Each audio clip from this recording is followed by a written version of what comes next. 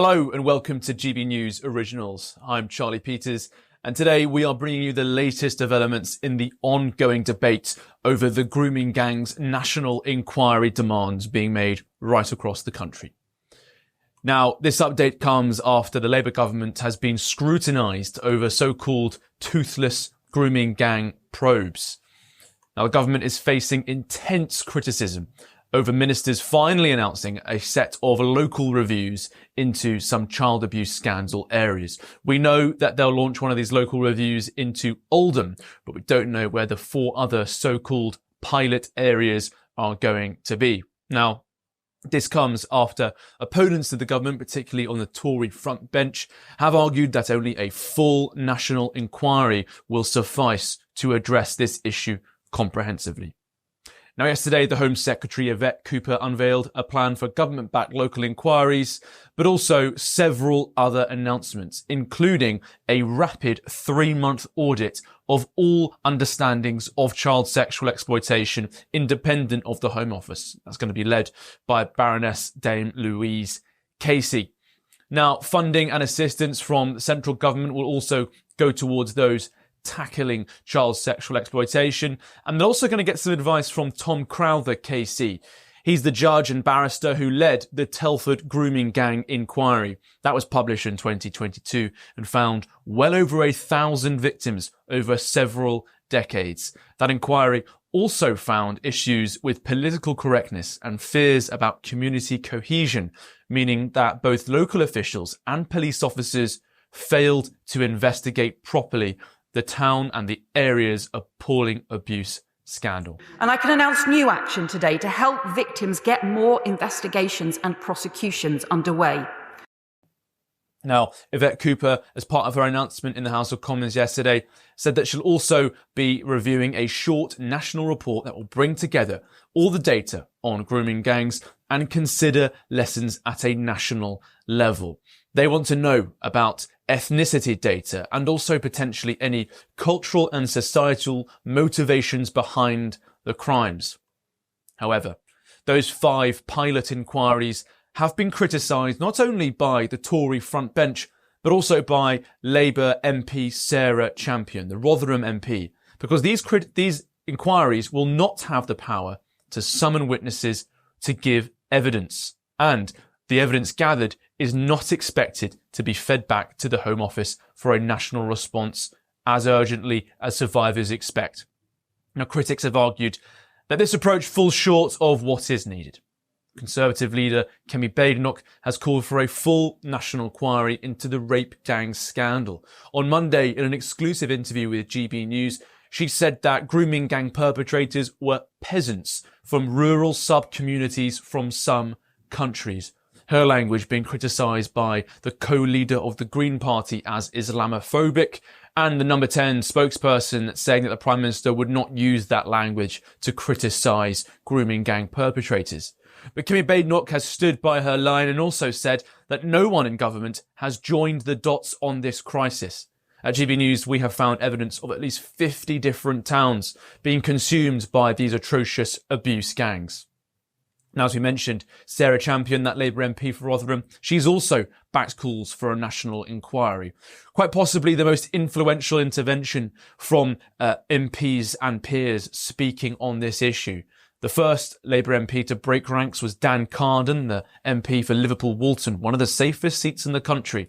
He, last Saturday, said that state power was required to intervene in this case to deal with one of these grave injustices.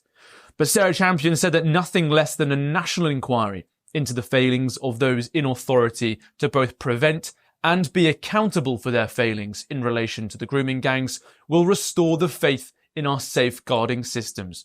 Sarah Champion said, as the public have said, that there are very grave concerns about cover-ups and the public does not have trust that the system has adequately rooted them out. Now, the leader of Reform UK, Nigel Farage, he has also criticised the Labour Party, but also the Conservatives. He said that the establishment has failed the victims of grooming gangs on every level.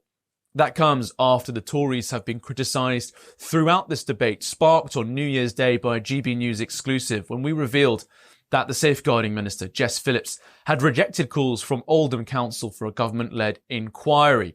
But the Tories have been criticised throughout that period because they did not launch a national inquiry during their 14 years in power. Now, Labour has defended its approach, with Sir Keir Starmer arguing that multiple inquiries have already been conducted and that launching another investigation would merely postpone the actions that victims are seeking. But speaking to GB News this afternoon, the Shadow Justice Secretary Robert Jenrick said it's possible to do two things at once. You can have another inquiry that finally looks into this problem on a national level, with many critics saying that the previous ICSA report, the Independent Inquiry into Child Sexual Abuse, did not actually properly assess the grooming gang scandal. He also says that while that inquiry goes on, we can take action at the same time. He made a comparison to the Grenfell tragedy, saying that they could have the inquiry at the same time while also removing dangerous cladding from other buildings. If it's true for Grenfell, says Robert Jenrick, it can be true also for the rape gangs. We know that these rape gangs are operating in at least 50 places across the country, and yet this is only going to take it up in 5. Local inquiries do not have the powers to get to the truth. You can't request witnesses to come. They're not giving evidence under oath. You can't ensure that the documents are coming forward. And we've already seen their limitations, because there was one in Greater Manchester where the 2 people who were leading it ultimately resigned because they said it didn't work. We need to have a full national inquiry. This is one of the biggest and worst scandals in modern British history. Not a single public official has ever been held to account for this. There is so much more we need to know. And I am certain that there are vulnerable young girls in towns and cities, the length and breadth of our country, who today are still being victims of this scandal. We've got to stop that. Now, the government is committed to implementing those 20 recommendations that were made on the back of the ICSA report, but the issue remains highly contentious. Some arguing that these new local inquiries could be more effective in addressing specific community issues, while others have said that only a comprehensive national inquiry on a statutory footing that can only compel witnesses can fully address the scale of the systemic nature of the problem. And as the debate continues, the focus remains on ensuring justice for victims and preventing future exploitation. And it's that key point, preventing future exploitation, that is at the top of the news agenda today. Because many experts and commentators in this space have said that only so far has the state gone in exposing this crisis. Today, David Greenwood, a solicitor based in Wakefield in the north of England, he works at Switowski's, which has represented hundreds of survivors of grooming gangs. He said that Bradford could be on a scale that would dwarf Rotherham if there was ever an independent inquiry into the grooming gangs in the West Yorkshire town. He said that in every single case that he's assessed, survivors from other parts of the country have been trafficked to Bradford. Bradford is one of many local authorities to have resisted a independent investigation conducted into the Bradford district. It follows complaints in Oldham, where local campaigners and survivors and politicians there campaigned over several years for an independent inquiry, which was voted down in Oldham Council's chamber at least 7 times before the Labour Party lost overall control last year. Now, Robbie Moore, the Tory MP for Keighley, which is within the Bradford district, he's been campaigning for a Rotherham-style investigation into the Bradford district since 2021. He is convinced that if an investigation took place there, it would expose more of the cover-up culture that we have seen across the country. Many survivors have told GB News since Yvette Cooper's announcement yesterday that they are hoping that they win the local review lottery. Because, that Oldham is going to be one of those 5 pilot schemes. But where else will the government go? They won't say yet. So for now, survivors have the nervous state of waiting to find out if their town, one of the 50 at least towns and cities where this appalling scandal has occurred, is going to be selected to be one of the 4 towns that Yvette Cooper's Home Office will investigate, supporting those local review teams. And one survivor told me this morning that actually they weren't entirely sure if they wanted their area to be selected for a local review because they're not confident that such a review would have sufficient powers.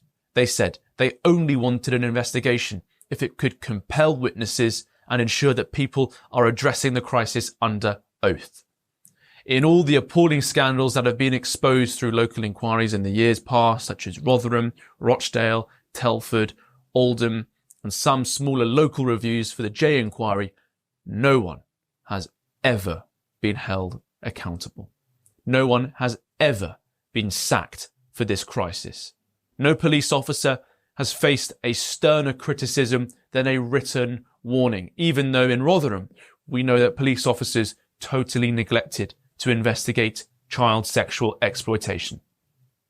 So the question for the government tonight is the same question that's been going on for the last 17 days since this scandal erupted back into national attention after Elon Musk was sharing coverage from GBNews and our exclusive reporting.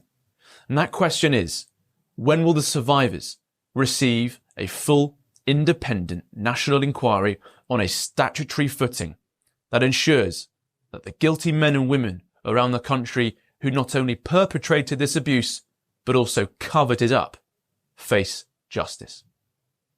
Thank you for watching. I'm Charlie Peters. Don't forget to subscribe to GB News on YouTube.